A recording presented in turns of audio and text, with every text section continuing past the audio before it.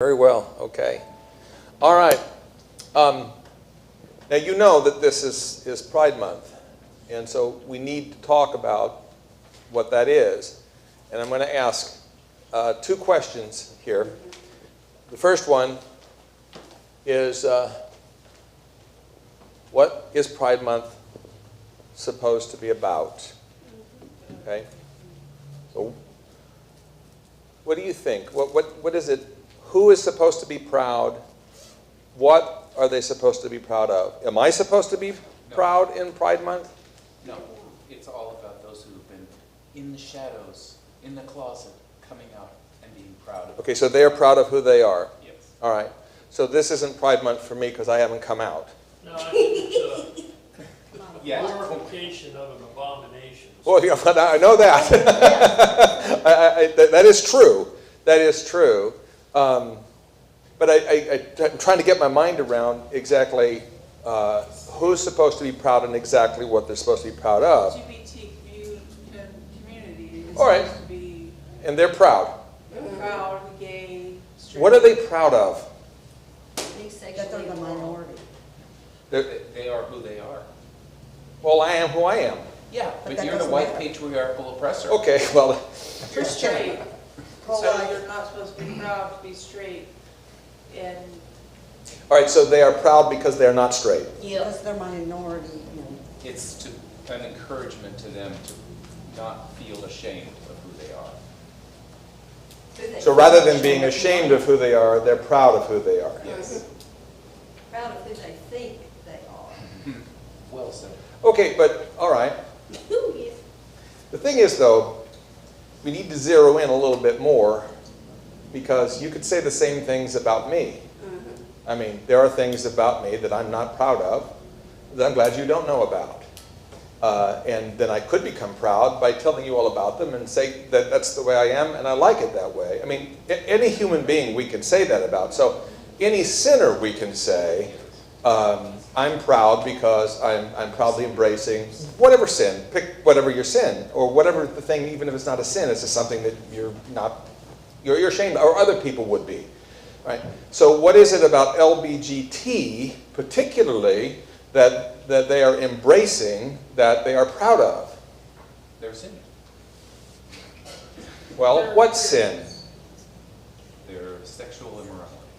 One thing I say, we do have to draw a distinction here. I'm confused by all the letters, but one that we need to kind of separate out, and that's the T, the trans. That's a different thing. Okay? Now they often overlap, but I mean the reality is gender dysphoria, genuine gender dysphoria is different. And it isn't necessarily sexual. It has to do with your perceptions of yourself. So let's set that aside because that's a different issue.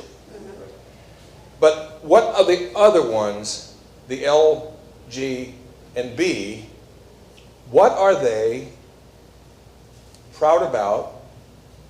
They're proud about coming out. About what? about liking their about their own about their sexual orientation, about a woman being attracted to a woman, Okay. a man being attracted to a man, and a man being attracted to both, either a Right. man or a woman. Okay. But if a man is attracted to a woman, that is not something to be proud of? Yeah, You because don't that's the need- norm, you not don't the need to exception. be- You don't need to. So be we're proud to be an aggressive. exception. Do they think that they're exceptional? Exception depending on how you define it. Well, or would they say, no, it's just all a continuum? Are they arguing that they're abnormal, but we should tolerate? Is this toleration month? No, that's not what they call it. This is not toleration month. Well, actually, It's embracement. it is supposed to be a toleration month for us, Except it goes beyond that. but for them, it's Pride Month. Well, But for us, it's but I'm seeing everywhere Pride Month. And Yes. it's That- more than toleration, as you said. It is much more. We must embrace. Remember how we talked about sort of the basics of how societies organize themselves, and it's not based upon laws that put people in jail. It's based on a whole raft of things that we honor or things that we dishonor, things that we elevate, things that we don't. Here is a great example of something that we are told we should be honoring. I'm not entirely sure what we're honoring here, okay? Here's one thing I would say about LGB. This is about sex. Do we agree with that? Yes. It's about who they're attracted to. Yes, sexually. Otherwise, if it one... All right, let me ask you this. Is there anything... But Yeah. there are some who are asexual, but they're still attracted to the same sex. Okay, well, I don't even know what that means. Asexual means that Celibate. they're not even wanting to have sex with anybody. They're not. Oh, okay, well, that's fine. Yeah. You know, but they are, you know, They have an orientation. they have an orientation. Okay. So, but they are attracted to girls. They, Right. you know, does that make sense? Yes, But what you they- are saying is they have an attraction one way or the other, but they don't act on it. Exactly. Okay. Is LGB people proud of the fact that they have an attraction, a same-sex attraction, but don't act on it? There's some, Is that what LGB, is that what Pride Month is about? No. Well, we're proud because we have this orientation, but we don't act on it. no, Okay, all right. So it's about acting on it. yeah, a lot of them. It's about acting upon a sexual orientation that is Yeah. not heterosexual, correct? Yes. That's what is, so this is about that, Yes. okay? I may have gone through this with you before, but what is wrong with two men loving each other? Nothing. Okay? How about loving one another very, very deeply? Nothing. How about loving one another so deeply that they share their life together? No problem. They live together. That's fine. They support one another throughout their life. They finish one another's sentences. Is there anything wrong with this? Not so far. Absolutely nothing wrong. The Bible has nothing bad and only good to say about love, okay? Whether it's between a man and a man, or a woman and a woman, or a man and a woman, okay? So the Bible doesn't prohibit two men from loving one another deeply or two women from loving one another and sharing their lives. What does it forbid? Sex. They should not do that because that is reserved for marriage and that is for a particular purpose. Men and women to procreate and have children and raise them, okay? That's what that's for. And so all of these other things that is what is forbidden. But that is the one thing that Pride Month insists upon. That's what we are being proud of. A person who is celebrating Pride Month is not saying, I am homosexual, but I know that that is wrong, so I don't do it. That's the opposite of pride, that would be, I'm ashamed month, okay? So, this is about sex. And it is about people wanting to have sex according to their desires, and they are willing to say it and act on it, and that is the source of the pride. Am I Well, correct? I think the whole purpose of it is to basically whitewash the sin so that the one that wants to do that doesn't feel quite the stigma, the shame that they should, and so that, oh, they should be proud of the fact that you're an abomination unto God. It is clear that we have a Pride Month, not just for the sake of those who engage in this, but for the sake of us all, so we can all learn the proper attitudes to have. What about the ones that love each other so deeply, you know, like what you're saying? Mhm. They finish each other's sentences, Mhm. but they actually do get married and they do procreate. You know, they, you know, have a child, they have a surrogate who, you know, have a child for them. But they're not procreating. But, or they don't procreate, but they get married. They are married. Okay. And hold on, but they I'm just saying. You're playing the devil's advocate. I am playing the devil's Right. advocate. I mean, and that's what we are supposed to do here. One of the things that irritated me a great deal, Is the marriage law. well, it's that there was a discussion for a long time as to whether we should have some kind of civil union for homosexual people. Now, without changing my view on whether homosexuality is a sin or not, at least that recognized that a homosexual union is different than marriage. It is different by nature. You can mimic marriage, okay? So two men could stand up before an altar and say the same things, and I guess one could even wear a nice frilly white gown if he wants. And they can move in and they can have cake and they can have a ceremony and then they can adopt children and things like this and they can act like a family. Is there anything wrong with two men raising a child? Yes. It does confuse a child. It does more than. But it happens. I mean, you can have a father and a son raise a grandchild together. You can have two brothers. I mean, It's certainly not as good as the. but it's not sinful. But they do have, I mean, at times it's a very healthy dynamic for children. They do have. Well, okay, but some the thing is, we can say single parenthood is not to be chosen, but it does sometimes happen, okay?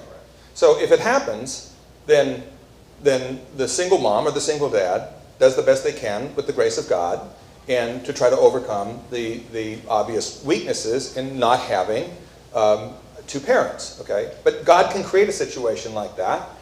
People die, things happen. Okay, so we don't call it a sin that a person is a single parent, but we would say it's a sin to choose that when you didn't have to. Remember the idea of chopping off your arm, okay? All right, so it's the same thing here. Sometimes two men or two women might have to raise a child together. That's not sinful in and of itself. It may just be one of the vicissitudes of life that we have to overcome. But it is not ideal. But we do the best we can because people die, people get sick, things happen. Okay? Well, all right. Pride Month is a celebration of things that, from a Christian point of view, are explicitly, and I'll use a legal term, per se wrong. What I mean by per se is it's wrong in every instance, at every time. It is never right. The thing itself is not right. Okay? So, when you have two men that say we are married, the problem with that is they are not married. And if they call it married, the way they do that is they have to change the definition of marriage. But marriage isn't ours to define how we want. Marriage is what God has made it. Even if you don't believe in God at all, one must still respect that marriage has been around for an awful long time, and we have no right just to change the definition so that it fits what we want. Okay, we can't do that. So, I don't know what it is that we're really supposed to be proud of unless we just want to come right down to it and say, you are proud of what I consider to be deeply immoral and perverted behavior. Okay? So that's a blunt way. You were pretty blunt, some of the things that you said too. I don't know how else to put it. I think reality is, if you knew the reality, it is an in-your-face to all the normal people of the world. It's simple as that. It's certainly... It is an in-your-face, we can do what we want, screw you. Well, I mean, actually, in a sense, it's hard to say it'd be worse than that. But I mean, what they're trying to tell us is not that we can do this if we want. But we're supposed to like it. We're supposed to embrace this. Now, we don't have to embrace, they would say, we don't have to embrace their behavior. In other words, we don't have to do this too. Yeah. But we must embrace their choice. It's not only that, we have to encourage it. We're supposed to be encouraging this with our children. It is hard to get around that thought when you call it pride. But the thing is we don't have to encourage it. That's don't- what they're saying, though. But I We don't- are supposed to encourage it and support it and celebrate it and teach it in our schools and teach it to our children and grandchildren. encourage them It's to gone that far. experiment. Try it. Well, I don't believe that you have to encourage it at home if you don't believe that in home. I mean, if you don't believe that in home, then you don't encourage it in Yeah, home. I think that the point is that it may be that I'm not encouraging that in my home, but everywhere else my children and grandchildren go, we are being confronted with this. The point isn't whether I'm buying it, the point is whether they're selling it, okay? You know? They are trying to get me to do this, they're trying to get you to do this, they're trying to get all of us to do this. They can't make us, but the message is clear. If you're a decent person, this is the message. If you're a decent person, then you're open-minded and you embrace this kind of thing. You don't necessarily do it, but you honor other people's decisions to do this sort of thing. Yes? And if you don't, you're a bigot. And if you don't, the problem is with you. Okay? That's why you have to encourage it, because you don't want to be a bigot. Right. And that is the not so subtle part of this. Remember how I talked about, again, we honor things that we want to put before people and emulate, and we shame things that we don't want people to emulate. And this can be done in a very heavy-handed way, right down to throwing people in jail, or it can be done in a very subtle way, the knitted brow of your grandmother as she demonstrates her disapproval. This is pretty heavy-handed. It's not as heavy-handed as throwing people in jail, but when somebody calls you a bigot, that's pretty heavy-duty shaming. And they cancel you, and they demonetize and blacklist you. Right, or the people that you, yes. Beth. So, if your child was gay, lesbian, trans, or whatnot, would you disown them? See, I wouldn't. I wouldn't, I would accept them for who they are. That's just Well, who I okay, am. so what we want to do is we want to avoid extremes, okay? So the choice isn't, do I accept them for who they are, or do I disown them? Yes. You know, it's one thing for a person to stand in pride of their sin. It's an even worse thing that we're seeing today, that we have quote-unquote so-called churches who support, encourage this type of activity. I don't know if it's their only way to get new members in, but we have churches who, I know people in this room have heard pastors say of those churches that God has changed his mind on all of those things. And I decided not to get out our 5-month paraments for this year. No, look, in the first place, the discussion that we are having here is a discussion among Christians in the kingdom Yeah. about what we think is right or wrong amongst ourselves and out in the world. It's not a discussion of what we're going to do.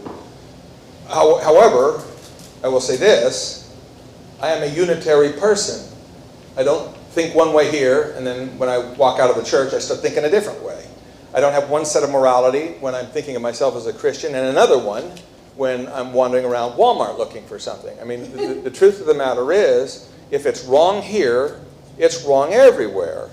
Now, as for the question of do I disown or do I accept for who they are, that is a false alternatives there. Okay, I can't accept them for who they are in the sense that I embrace it. It's good. It's you. You're being you. But that doesn't. I can still say it is sinful. It is wrong.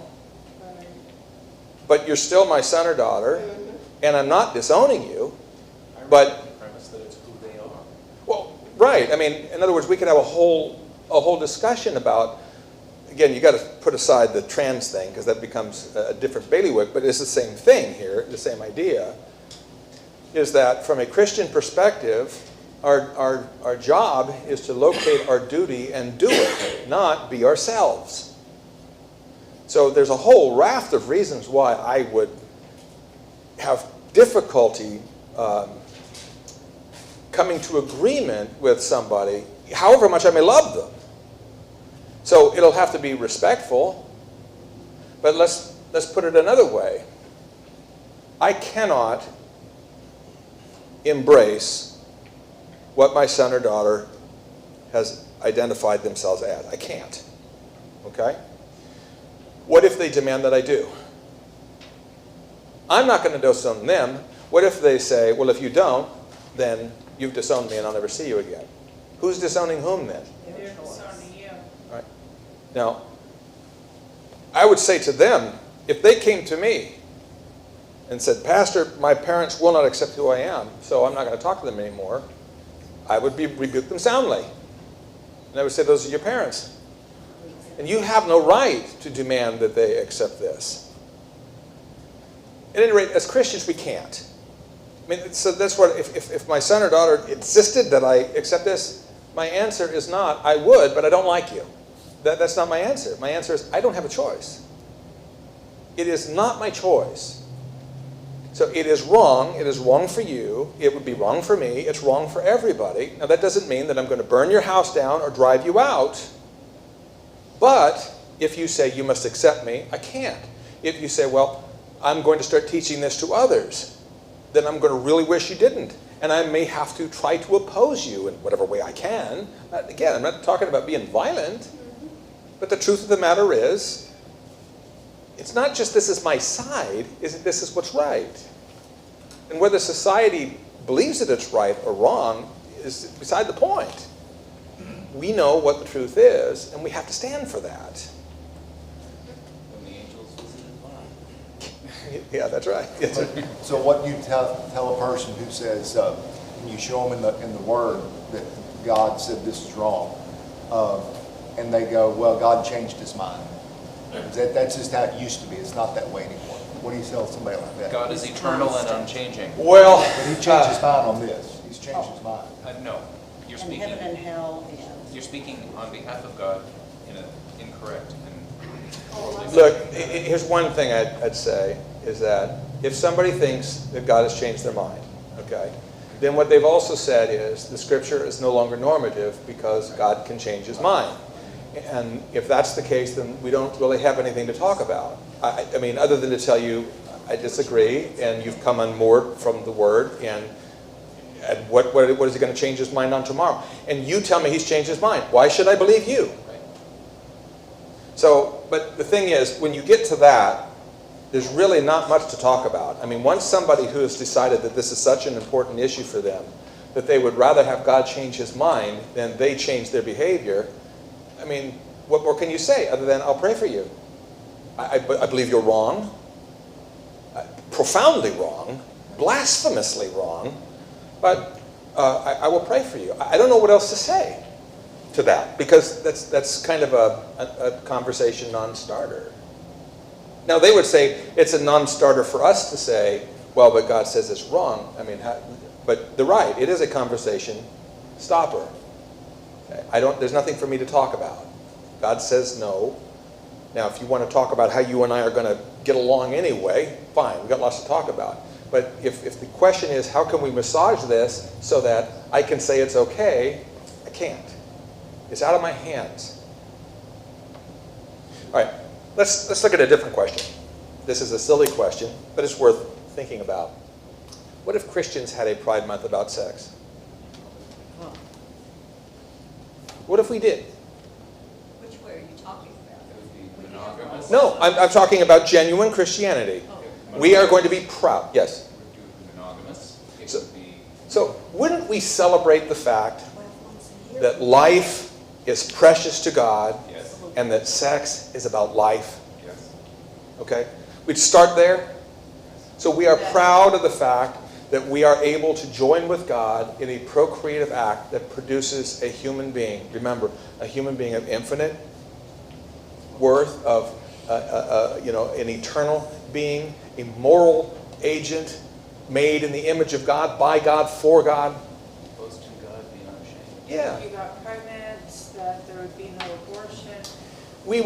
Because we're celebrating life, and therefore we celebrate marriage, and we celebrate sex in marriage. And if you weren't married, then you'd be abstinent during that month. Right? We would celebrate chastity. We would. In other words, something like that went through the high schools a few years ago. What did they call it? No, no, it was, I can't remember it. But they would take pledges. Right. We would celebrate, okay, people who wait until they're married. We would celebrate that. We would celebrate modesty.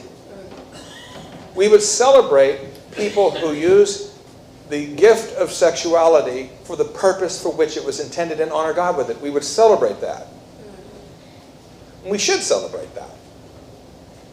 So, these are diametrically opposed views. The one says sex is the plaything of whatever you are, and whatever you want to do, because it's not linked to procreation. It's just a natural thing that people do, and people need to be themselves. Christians say, actually, the one thing you don't want to be is yourself. You are trying to become something better than that. And by the help of God, and by the help of the Holy Spirit, and the leading of the Word, perhaps you will rise to something better than what you are. We start our services not by celebrating who we are, but by repenting who we are. Right? Don't we? Sinful and unclean. So, Christians are not proud of who we are. We are proud of our Savior, and we are seeking Him in His help to become more like Him in every aspect of our life, including our sex, which is a gift of God and something that we can celebrate. It's not a dirty thing, not the way God intended it. And so we should be proud of the way God intended it and hold that up. Now, it's not going anywhere in society, I understand, but we Christians do have a very poignant, powerful, opposite point of view here that sometimes we're too modest to say it. We're ashamed to say it. Well, yeah. Okay, any more thoughts about, because this is a whole month, you're going to be hearing this. We don't need a month, we celebrated 12 months a year. We Well, don't this need is a pride month. But Well, you know, they won't give us a month about sex because that would go up in flames. Do not start. It would never happen because we live in too much of a secular world. The world is so secular. I mean, don't get me wrong.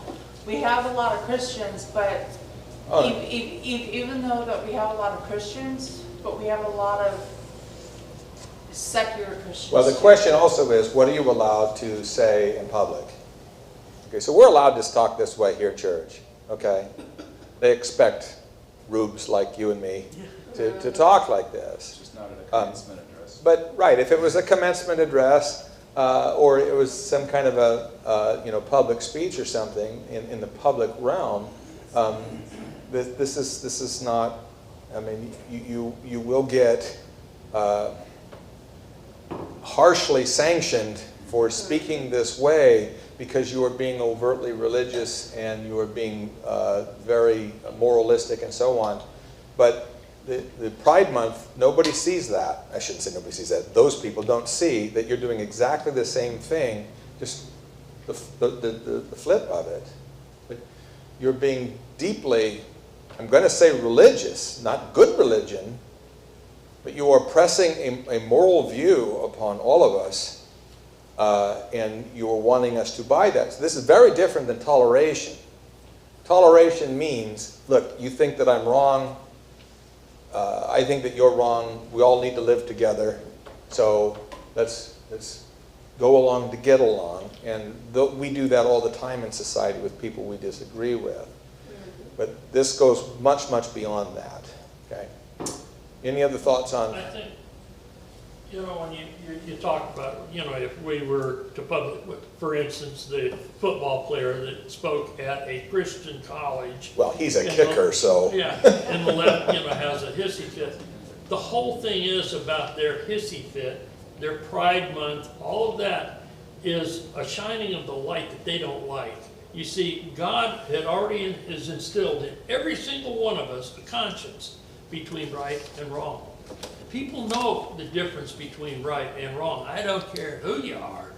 I don't care what country you're from. You know the difference between right and wrong. And they know what they're doing is wrong, goes against that conscience. Yet, to be able to justify it, we have Pride Month. you can't speak these certain words because it makes me feel very Okay. uncomfortable. And- You see, what it really is, the destruction of our society. Now, John, tell me how you really feel, because you're laying all this between the lines, and I'm just not really sure. You Look, don't understand, huh? do we see that we are engaged in a very large, very profound cultural battle? And it is religious in nature. I remember saying this a long time ago, that this is a religious battle, and it's not between Christians and Muslims. Yes. I remember when Pride Month first started, and it became such a big thing, and one of the first backers that I remember, one of the first that hit my household really hard, because we couldn't actually go into the park. It was Disneyland. Yeah. Disneyland was one of the first backers of Pride Month, to where if you were gay, straight, lesbian, trans, whatnot, you get to go, you get to go in Yeah. to this park, and everything was about the LGBTQ community, and they had it all decked out for you. And Disneyland is where dreams are made of. Yeah. For children of Children. former. Well, It's for children. Well, yes, it's for children. And I mean, that's where, you know, in Pride Month, with Disneyland as its backer, I think that's where it really exploded. think of, Does that make sense? well, yeah, I mean, that's, think of, I mean, think of culture as a shared space, okay? Now, maybe I've used this analogy before, but, you know, if you have a restaurant and half of it's smoking and half of it's non-smoking, what do you have? A smoking. You have a smoking restaurant, okay? If you allow any smoking in the restaurant is a smoking restaurant by nature of what smoke does, okay? And culture is like that. If my neighbors are going to adopt certain lifestyles publicly and openly, that becomes part of the culture. And that means that I'm going to have to live and breathe. I don't have to do it, I don't have to smoke, but I can't get away from it now. And so when you have things like Disney, or you cannot watch TV for 30 minutes without finding this in front of you again, and very heavy-handed ways of trying to say how normal, not even normal, but good and wonderful this is. All right. Once again, we all have to remember that I am speaking about the church and Christians, okay? But I am not trying to tell you you should have a bifurcated life. Here's how I think in church, here's how I think in the world. If it's wrong here, it's wrong there, okay? So I do not support and will not support, I can never support same-sex marriage. To me, it's a contradiction in terms. It is wrong. It cannot be. Now, I can't do anything about it, but if I'm ever offered the opportunity, I'm against it. That doesn't mean that I am going to become violent with a couple that comes to me and says they're in a same-sex marriage, but I cannot, not only in church and among Christians, but elsewhere, ever accede that this is okay. The best I will do is live with it because I have no choice. Okay? But the early Christians had to live with all kinds of scandalous and idolatrous things, but they didn't do them and they didn't approve them, and we can't either. You have an awful lot of Christians today who are bending the knee, pitching the incense, okay? Doing what needs to be done in order to get along, and they're doing it in such a way that they are denying the Lord. I don't mean to be that, I'm not saying they're fallen away from the faith, but what they are doing is they're denying the truth in order not to not to incur the judgment of their neighbors. And we have the truth, and that doesn't do any good if we abandon it, if ever it causes trouble. Okay? We've got to remain with the Lord. Okay.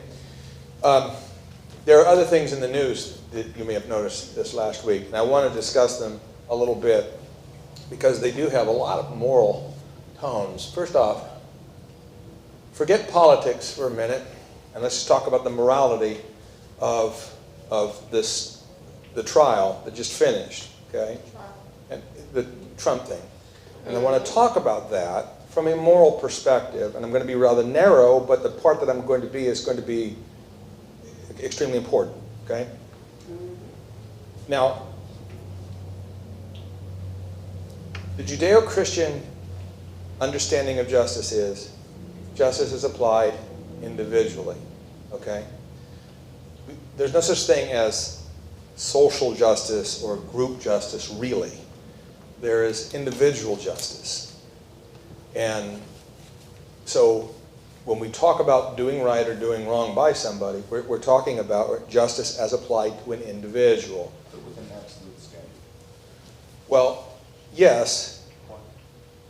The law, okay, being, so we are people of the law, so we are under law. But now, so there's a trial, and there's a conviction, and that this mantra, that no one is above the law. And I want to focus on that just a little bit, on what that means and what it doesn't mean. In the first place, it is a nice principle, but it is a broad principle. So there is a time and a way in which it is applied, but it is not applied mechanically. No one is above the law. Prosecutors have discretion. All prosecutors have discretion. They get cases, and then they decide whether they're going to file charges, and if so, what charges. It is not uncommon at all for prosecutor, federal or state, to decide that even though they have evidence that a crime has been committed and they're convinced that this person did it, they choose not to bring the charges. This is not immoral. Classified documents. There's all kinds of reasons why prosecutors might decide not. The crime might not be very serious. And on the other hand, the charging might be extremely hard on whoever it is that you're charging. Okay? Not a serious crime, very expensive and difficult and tumultuous. If you charge somebody, you might decide not to charge them. Okay? You might decide that in certain circumstances, it just wouldn't be good for the community to bring these charges. You might decide for reasons of national security or public policy.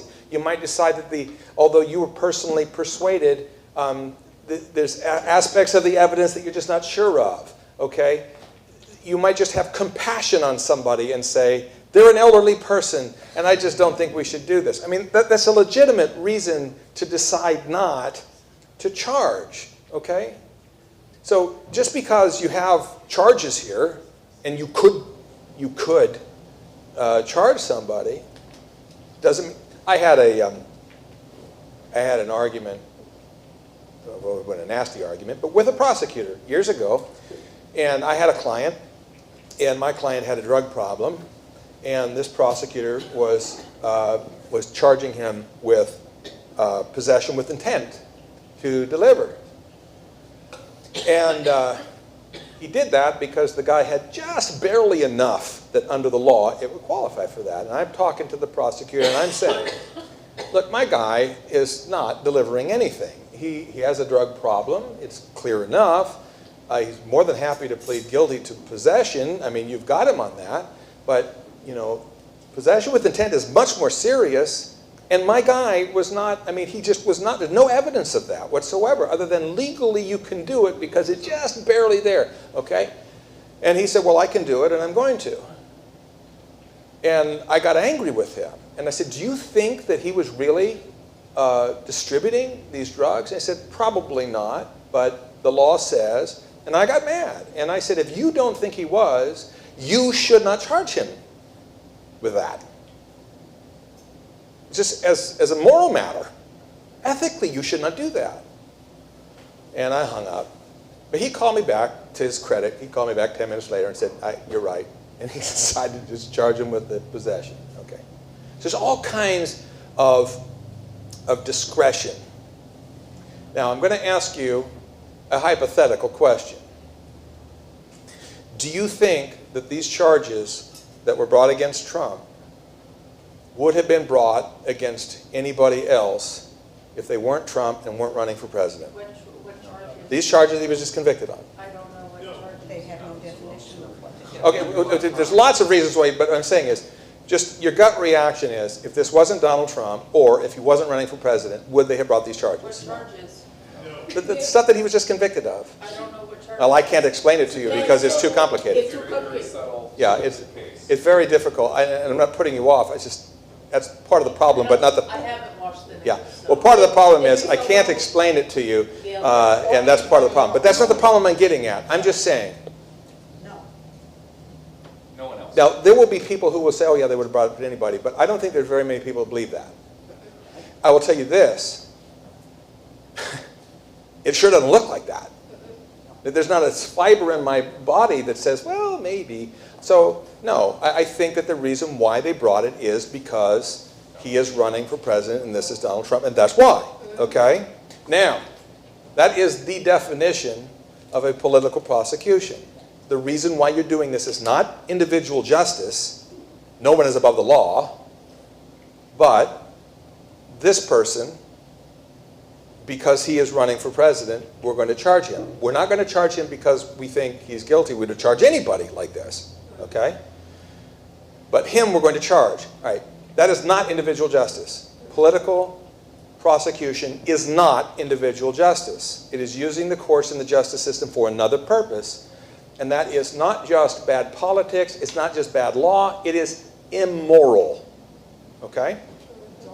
Now, supposing somebody were to say, okay, maybe that's so, maybe we wouldn't have brought it if it weren't him, but he is so dangerous and this is so important that we stop him that justifies this. My answer would be, well, I don't know whether that's true or not, but you do agree that this is a political prosecution then, okay? You're just justifying it. You're saying it's okay.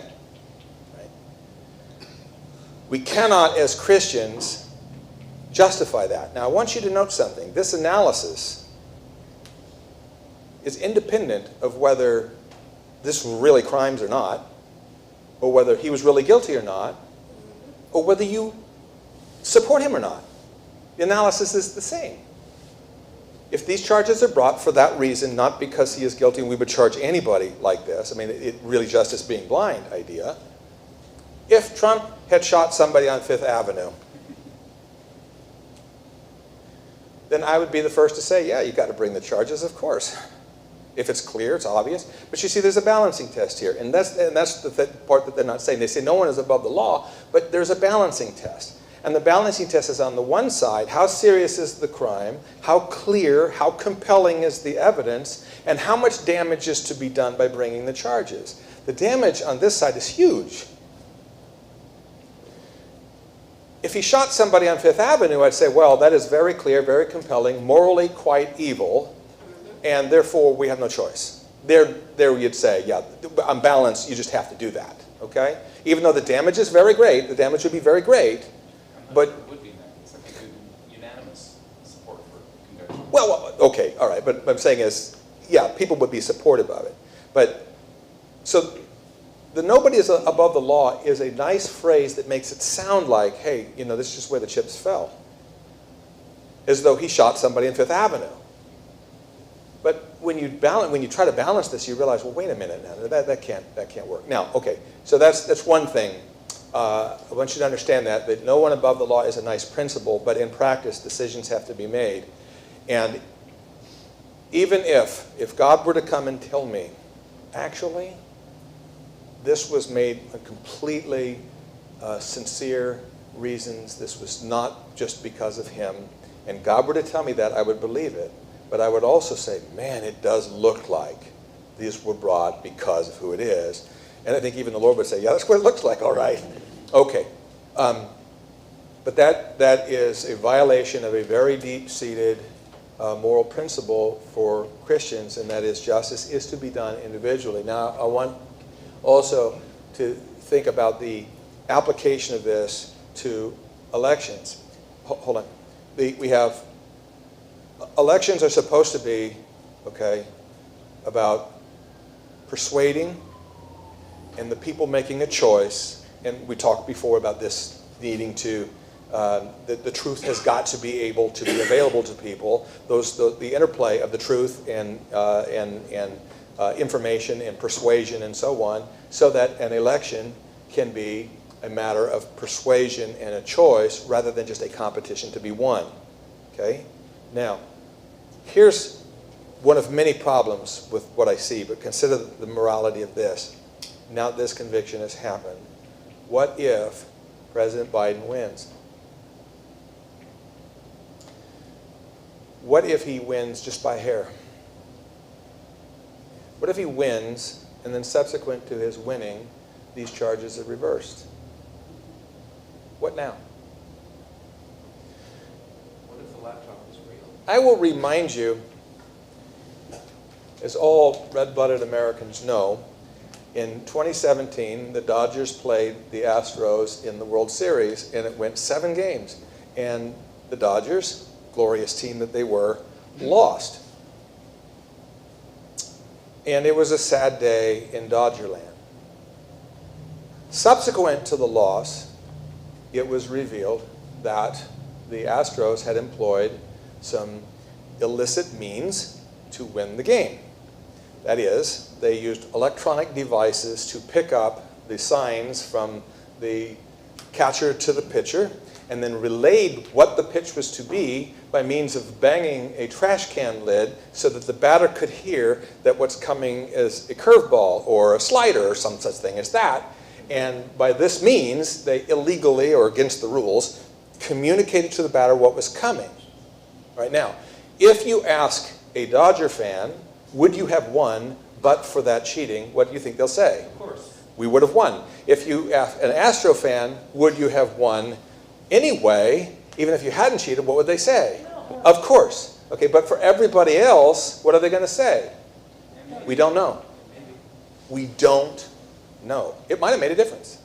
This is what cheating gets you. Cheating means that we'll never know whether you would have won anyway or whether you would have lost. You don't know. Now, if President Biden wins by a little bit, because whoever wins this next election is going to be by a little bit. If he wins, and then these charges are reversed, I mean, even if they're not reversed, but especially if they're reversed, what is it going to look like to half the country? He cheated. It's going to look like you won by cheating, right? Did it make a difference? Did it make a difference? Did he win because of that? Or would he have won anyway? And the answer is we don't know. We'll never know. We have election fraud to think about too. Well, yeah, I told you, I'm trying to be narrow here. Yes. So, I have a question. Nobody's above the law, right? Except Hillary. So. That is a that is principle. who is saying that? Is that what Biden is saying? Is that what Okay. is that what they're saying? The defense of having brought these charges is because nobody is above the law. In Yeah, other words, but it is the Democrats that are bringing on these charges. No, but and saying nobody's above the law, because that is what's going on here right now, because it is a political strategy, which obviously that is what it's looking like, you know, from what I'm yes. from what I'm understanding. And so my question to you is, isn't that suicide right now for any political, because the thing is now that's just opening up the door, and I know that church is about to start. Now that is just opening up the door for Biden, you know, Well, because there's a lot of crap right now Yep. against Biden that he's had a lot of shit. Yeah, I know. The thing is, He what just I'm, opened the door for him to be arrested. yes, look, there are a lot, here, Okay, I guess I'm the done. expression that I would use is that we have poisoned the well, okay? Now, there are all kinds of directions that people could go and all kinds of ways that, you know, you might want to explore. But what I'm trying to point out, the deep immorality of corrupting the system, which this gives the appearance. And understand it, even if you didn't mean to, Or even if that wasn't your goal, it's still, that is an enormous cost that we all must bear. There's a reason why prosecutors are strongly encouraged not to bring charges during an election because of the ramifications of doing that. Again, it gives discretion. You shoot somebody on Fifth Avenue, that's probably a different matter, but it gives discretion. But the moral aspects of what this does to our, remember the king, okay? The king must make decisions, the king must have wise and good counselors and so on. And in an elective democracy like ours, we are the kings. We are the ones that are making these decisions. And therefore, if the process gets corrupted, this is the essence of what's behind the Eighth Commandment. And the corruption of truth is not just harmful to individuals, it's harmful to society up and down. Well, we got to. I just have one quick question. All right. What was his approval rating before these charges? Oh, I don't know. Was it low? No, they're about even. Let's pray. Lord Jesus, help us as your people, Lord, to try to sort out that which is political, that which is competitive, that which is beyond our way of knowing, and help us instead, oh Lord, at least to understand when something is wrong and how it is wrong, so that we may embrace the truth and may embrace what's right. Lord, we ask that your blessing would be upon our nation, and that you would knit back together again what we are pulling apart. We ask that you would do this, Lord, not because we deserve this, but because you are kind and gracious God. And for the sake of your people, the church, grant us peace in our land. Amen.